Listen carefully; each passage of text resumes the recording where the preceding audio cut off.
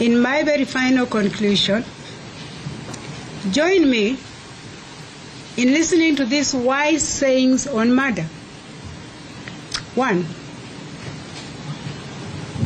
In the act of murder, one person's life ends, but countless number of lives are forever impacted. I will read again. In an act of murder, one person's life ends, but a countless number of lives are forever impacted. Secondly, murder leaves behind a trail of shattered dreams and broken hearts that can never be healed. Murder leaves behind a trail of shattered dreams and broken hearts that can never be healed. I have said the accused person before me is 33 years. The deceased was 28 years. Thirdly,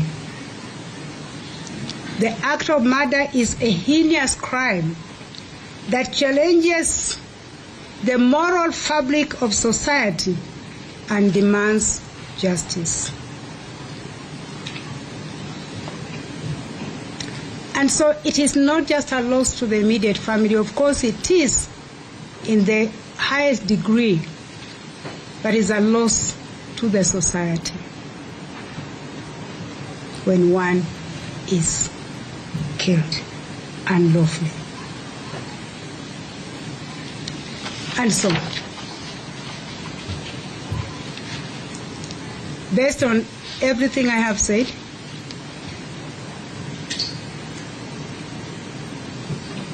I have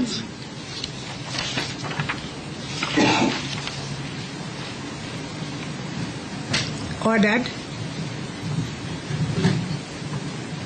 that the first accused person before this court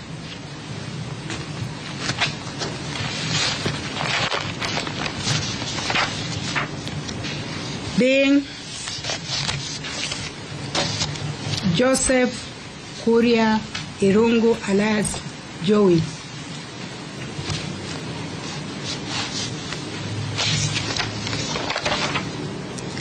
shall suffer death as provided for the offense of murder under section 204 of the Penal Code of Kenya. Unless that sentence is lawfully set aside by a court of competent jurisdiction. That is the order of the court. Thank you.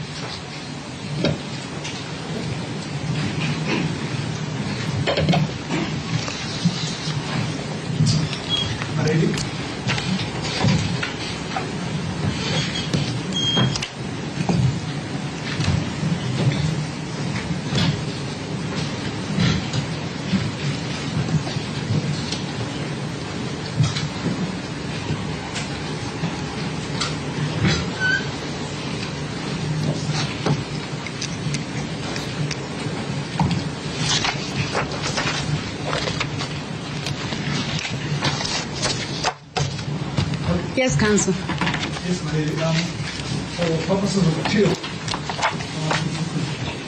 we pray to be provided with copies of the judgments and sentencing decision and judge proceedings.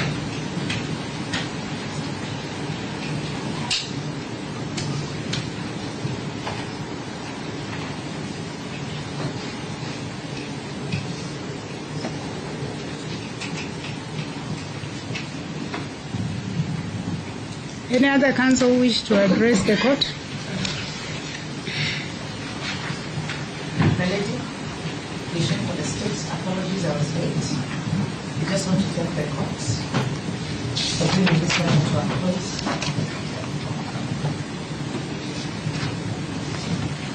in alignment with their sentence, and we still would like a copy of the sentence once it's available.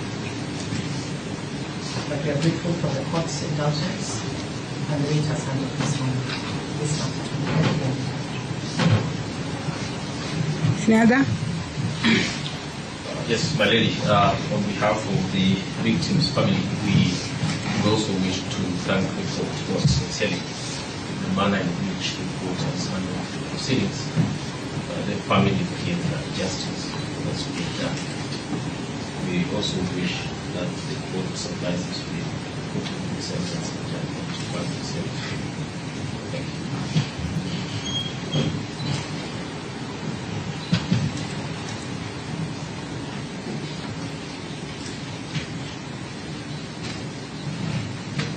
Okay. A right of appeal is a constitutional right which the accused person should feel free to exercise. Is important. You are entitled to the proceedings, the judgment that the court will delivered on today's judgment. And when the file was brought to me, and I'm sure by now my judgment, it was actually available the same day I delivered before 7. So just ask the Honorable DR to give you the proceedings and the judgment. I've always said that my judgment is never accessible until I've delivered. My judgment on sentence is here. As I was delivering, I could see quite a bit of typo. So it's just an issue of polishing it. You should have a copy. I'll sign a copy before end of day, and you should have a copy. Okay? So unless there is any other person who is addressing the court, may I have the last bite of the cherry? First and foremost, please allow me to sincerely thank all of you, and that means the parties in the matter, the members of the public, the press, for the support you have given this court. I took over this matter from my brother Justice Wakiaga, and as much as I know there has been a bit of complaint that he's taken long, we did the best we could. We lost a bit of time during COVID when activities of the court slowed down, but take it from me, when you look at the way this matter, and I'm not blowing my own trumpet, I have no reason to, but one thing we must appreciate, that this matter was being had alongside other matters. And let me say something that probably you wouldn't know. When I was presiding in the criminal division of the High Court here in Nairobi before I was transferred, I did a prison visit at the Nairobi remand, and those inmates took me on this matter. And their question was, kwa nini unakimbiza kesi ya Jowie na Maribe na walituacha hapa na uendeshi kesi yetu haraka? I didn't realize that we were moving fast with this matter. So for the members of the public who have felt that when we talk about only 6 years, it's also important to consider that there are other matters. And so please, we are not making an excuse for anything, but it's good to just make an understanding and, of course, apologize for any inconvenience that may have been caused by any delay in the hearing of this matter, but set the record clear we did the best we could. And so I thank you for your support, because other than the time we had a bit of challenge when I think Professor Nandwa had a personal issue, all the time the lawyers were in court, and we were able to move on. I have not had a disruption in this matter. The press, I must really congratulate you. I have not had to summon you here to say, what did you report? Except recently, which I will not talk to, but maybe I should. When I was reported to have said something which was said when I was still driving to this place, and I was still on my way here. And I'm reported to have said that the accused person, Jacqueline Maribe, must come to court even when she's sick. I don't know where, was it KTN or what other media house reported. Sikujua hiyo wametoa wapi, lakini msijali, hiyo imeisha. Iliisha hivyo tu. You know, you must also choose the battles to fight. But what I'm saying is that generally speaking, I really want to thank you. I know you are quite a number of you, and you are understanding, but I've not had any reason to complain that you have not reported these matters factually correct. So thank you very much. Please keep up the good job you're doing. For the rest of us, thank you for coming, supporting the judiciary as it were. Your patience with us is highly appreciated. And with that, I wish you a good day for the rest of the day. For our staff,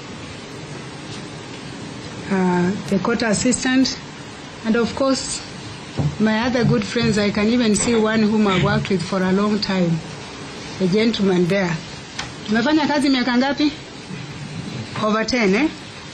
Please don't say anything more, they'll start guessing my age. Okay. So thank you very much, court assistant. Unless we have any other matters that are before the court, I would request then we officially adjourn the court.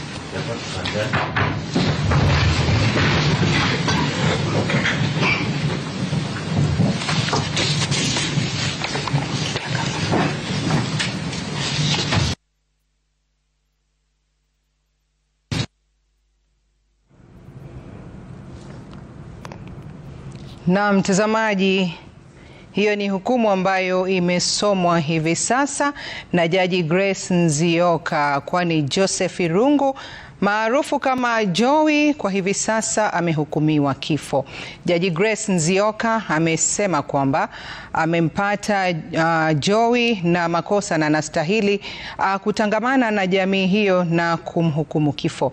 Jowie alipatikana na hatia ya kumuua mfanyabiashara Monica Kimani mwaka 2018. Akisoma hukumu hiyo, Jaji Grace Nzioka amesema kwamba mahakama imezingatia masuala yote yaliyowasilishwa ikiwemo alivyomuua Monica na maombi ya familia ya Monica. Ikumbukwe kwamba Jowie alikuwa ameshtakiwa pamoja na Jackie Maribe ambaye aliachiliwa huru na mahakama siku kadhaa zilizopita. Ni kesi ambayo imekuwa ikisubiriwa kwa hamu, na hii leo Jaji Grace Nzioka hatimaye ametoa hukumu ya kifo kwa Jowie maarufu Jowie ambaye amekuwa akihukumiwa katika kesi hiyo. Mtazamaji, tutakufahamisha mengi katika taarifa zetu ambazo zinakuja. Kwa sasa tutaweza tu kupata mengine, kisha baadaye wanahabari wetu ambao wanafuatilia kesi hiyo watakuwa ni wenye kutueleza mengi tu kuhusiana na hayo. Naarifiwa kwamba mwanahabari wetu Ben Kirui yuko tayari na hivi sasa anaweza kutueleza kwa kina yale ambayo yamepita katika mahakama hiyo. Kirui, kama unanipata, naomba utueleze pengine katika kutoa uamuzi huo, Jaji Nzioka alisema ni yapi mengine ambayo aliyazingatia kuweza kumpata Jowie na hukumu hiyo?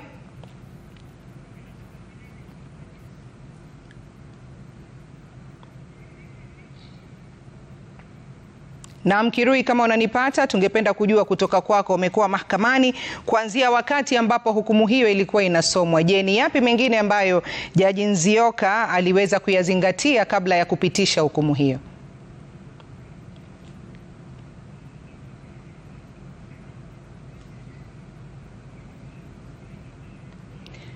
Na wakati Kirui anaweza kujitayarisha, ni kukufahamisha tu kwamba kesi hiyo ilikuwa inaendelea kuanzia mwaka 2018 baada ya habari kuibuka kwamba Monica Kimani alikuwa ameuawa, na watuhumiwa katika kesi hiyo ambao walikuwa ni Jackie Maribe pamoja na Jowie wakapatikana na hatia, ambapo kumekuwa na ufuatilizi wa kesi hiyo, ambapo hii leo jaji aliamua kutoa uamuzi wake wa kumpata na hatia ya mauaji Jowie, ambapo amemhukumu kifo.